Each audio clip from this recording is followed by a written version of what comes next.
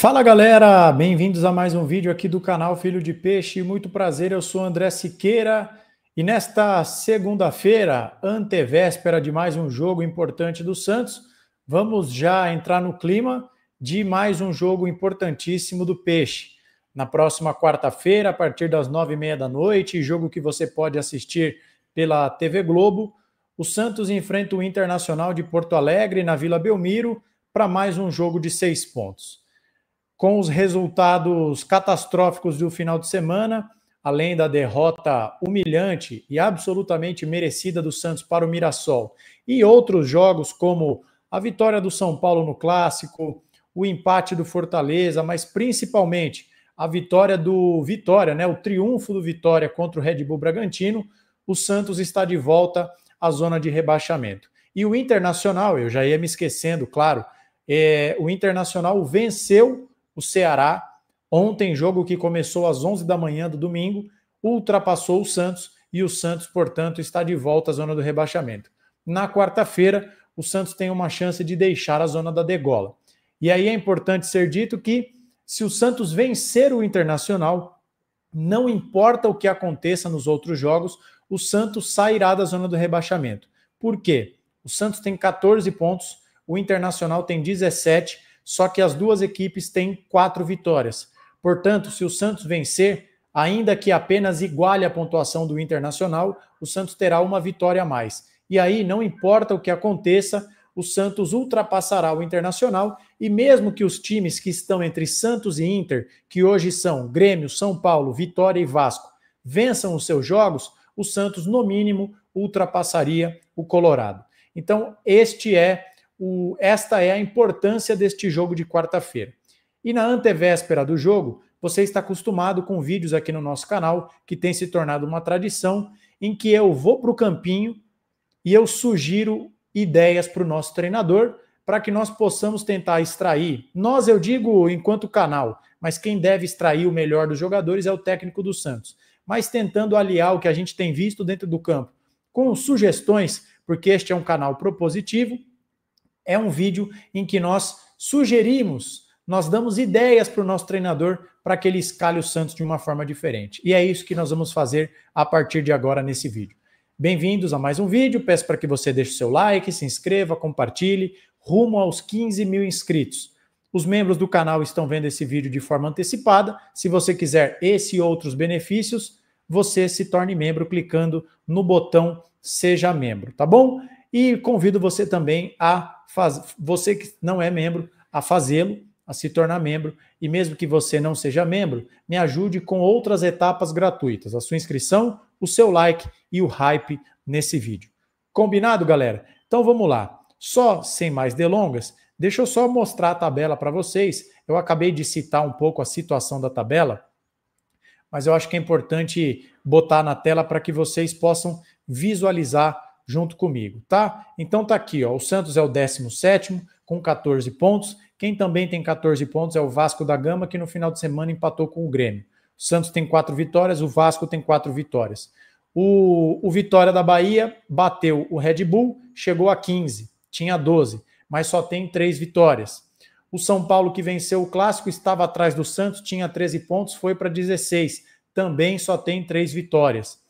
E o Grêmio, que empatou com o Vasco, tem 17, com 4 vitórias. O mesmo se aplica ao Inter de Porto Alegre, que tem 17 pontos e 4 vitórias. Jogos da rodada: Fluminense e Palmeiras, Ceará e Mirassol, Corinthians e Cruzeiro, o jogo decisivo Santos e Inter, Red Bull Bragantino e Flamengo. Esses jogos não interessam ao Santos.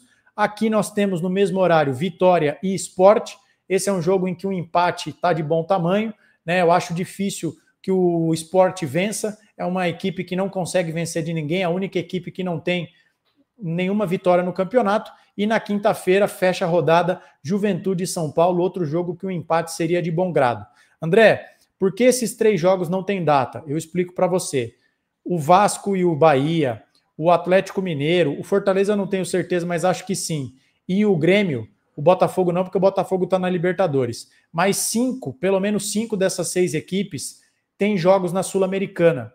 E aí eles não jogam nesse meio de semana, tá? Eu acho que é o Vasco que joga amanhã, inclusive. O Atlético Mineiro joga na quinta-feira e eu acho que o Grêmio joga na quarta.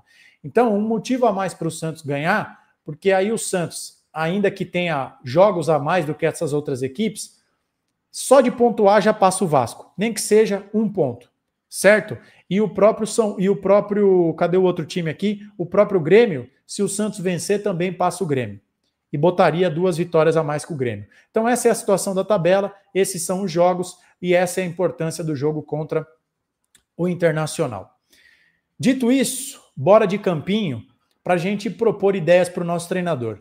É importante dizer para você, meu amigo, minha amiga que está assistindo este vídeo, que o Tomás Rincon tomou o cartão amarelo contra o Mirassol e está suspenso, tá? E, um parênteses, na noite de ontem, domingo, o presidente do Santos, Marcelo Teixeira, confirmou a contratação do atacante paraguaio de 23 anos, Gustavo Cabageiro. Ele está viajando para o Brasil e provavelmente no momento que você está vendo esse vídeo, ele já está no Brasil. Ele é aguardado para fazer exames, assinar o contrato. Pode ser que quando você esteja vendo esse vídeo, eu estou gravando esse vídeo 9 horas da manhã da segunda-feira, tá? Só para te localizar. Pode ser que quando você esteja vendo esse vídeo, o Santos já tenha até anunciado o jogador.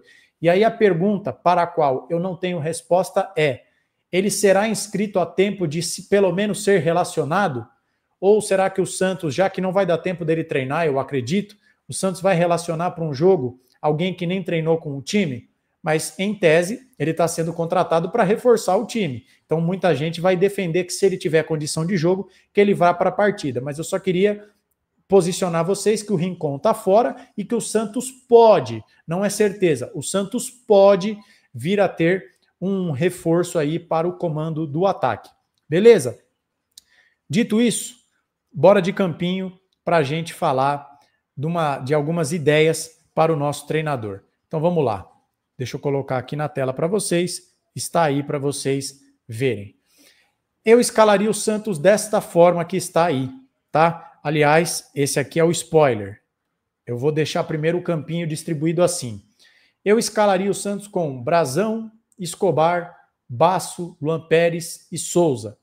Zé Rafael de primeiro volante, Bom Tempo como segundo homem de meio de campo, Roleiser, Guilherme Barreal e Neymar de falso 9. Essa é uma provável escalação do Internacional, porque estes jogadores que estão na tela jogaram as 2 últimas partidas, tá? E o Roger Machado está encontrando o seu time considerado titular. Só quem não fez 2 jogos aqui é o lateral esquerdo Bernabé, que estava com problema muscular. No jogo do meio de semana, jogou o Vitor Gabriel improvisado na lateral esquerda. O Bernabé se recuperou, já jogou contra o Ceará e deve jogar contra o Santos.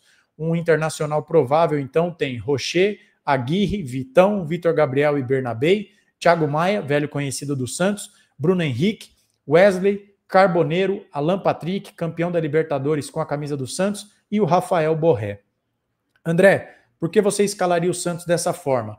Primeiro, o lado direito do time do Santos, o lado direito do jogo contra o Mirassol, formado por Igor Vinícius, Zé Ivaldo e Pituca, foi uma verdadeira tragédia. Foi dos momentos mais tristes e constrangedores que eu já vi na história recente do Santos. O Igor Vinícius perdido no posicionamento e só apoiou num único lance em que, quando ele chega na linha de fundo, ele cruzou de cabeça baixa e não viu o Roleiser absolutamente livre. Então, Igor Vinícius, você volta para o banco.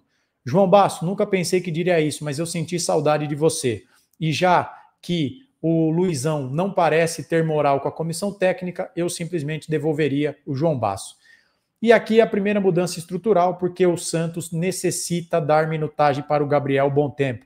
Gente, vamos puxar pela memória aqui, sem fazer muito esforço. Santos e Atlético Mineiro, vitória por 2-0. Quem puxa o contra-ataque do lance do segundo gol? Bom Tempo. Santos e Fortaleza, o 3-2 que o Roleiser nos salvou no apagar das luzes. Quem é que começa a jogada que o Roleiser termina e faz o gol? Gabriel Bom Tempo. Santos e Flamengo, quem é que puxa o contra-ataque e toca para o Guilherme que serve o Neymar? Entrou muito bem contra um dos principais times do continente americano. Gabriel Bom Tempo. Gente, tirar do Brazão, qual é o melhor jogador de linha do Santos até o dia 21 de julho de 2025? Gabriel Bom Tempo. Deixar o Gabriel Bontempo no banco de reservas é um crime, é uma coisa indefensável, é algo que a gente não pode tolerar e a gente tem que pressionar o treinador do Santos para dar minutagem para esse garoto. Ele é o melhor jogador do Santos de linha no ano de 2025. Ponto. Isso é irrefutável. Ele precisa jogar. Senão vai acontecer com o Bontempo o que está acontecendo com o JP Sherman. Ah, André, o JP Sherman não é tão bom assim. Ele é pior do que o Escobar improvisado. Ele é pior do que o Zé Ivaldo, que o Luizão, que já jogaram aí. Ele é pior do que o Igor Vinícius. Porque o Igor Vinícius na defesa é péssimo. Ele supostamente é bom no ataque. Não é mais ou menos esse o mesmo perfil do JP Sherman? Por que é que ele não é relacionado e o Santos fica botando um monte de cabeça de bagre na lateral direita, desvalorizando um ativo da base, um ativo do clube? Então isso não pode acontecer com o Bontempo. Já aconteceu com o Sherman, que vejam só vocês, vai jogar a Copa do Mundo Sub-20, mas para o Santos ele não serve, né? Então, Gabriel Bontempo de segundo volante, Zé Rafael de primeiro volante. Eu vou ter um ataque de nervos se quando sair a escalação por volta das 8h30 da noite de quarta-feira, eu ver aqui, eu constatar que o titular na cabeça de área será o seu Diego Pituca ou o seu João Schmidt. Chega desses caras, faz qualquer coisa, vende para o Cazaquistão, vende para a 4ª divisão do futebol das Filipinas, mas sumam com esses caras do time do Santos.